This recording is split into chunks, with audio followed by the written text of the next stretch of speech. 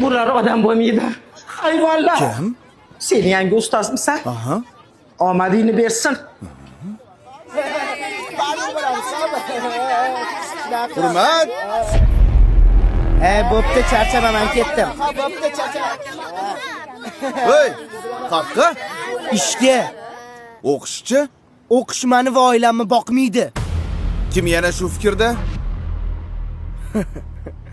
Qancha topasan? 15 ming kuniga. Qolganlarchi? Men 20 ming topaman. Kompyuterxonada ishlayman. Men 25 ming topaman. Manikyurchiga yordam beraman. Oramizda eng boyi Mirsagatov. Sen qayerda ishlaysan? Bozorda arava tortaman. Kam 30 ming pulim bor kuniga. Sizlar bu narsalarni faxrlanib gapiryapsizlarmi, bolalar? Nima? Qornimizni to'ydirmaydigan 5 lar bilan faxrlanaylikmi? Balki kelisharmiz. Nimani kelishmoqchisiz? Har bir baho uchun pul to'layman. Oppa!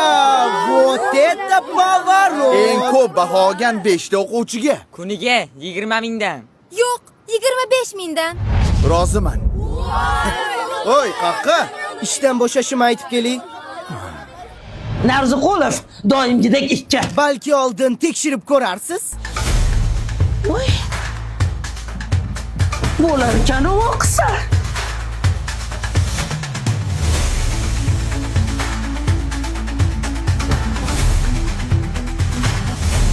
Bizaga pul kerak emas.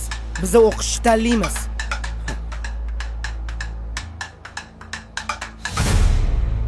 Rosa xursand bo'lsalar I, kerak-a?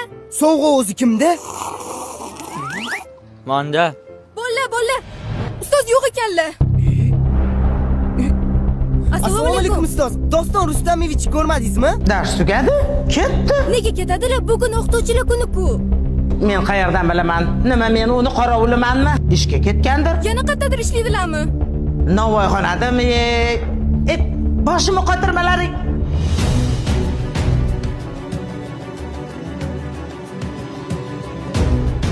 Ustoz, Iya? Kelinglar bolalar, non beraymi? O'zingizni pulingiz yo'q ekan-ku. Nimaga bizga pul bermoqchi bo'ldingiz? o'zingizni bolalaringiz bo'lib turib, nimaga begona bolalarni o'yladingiz? Shunaqa qiyin ekan. Nima qilasiz bu kasbni tanlab? Ustozlik kasb emas, bolalarim.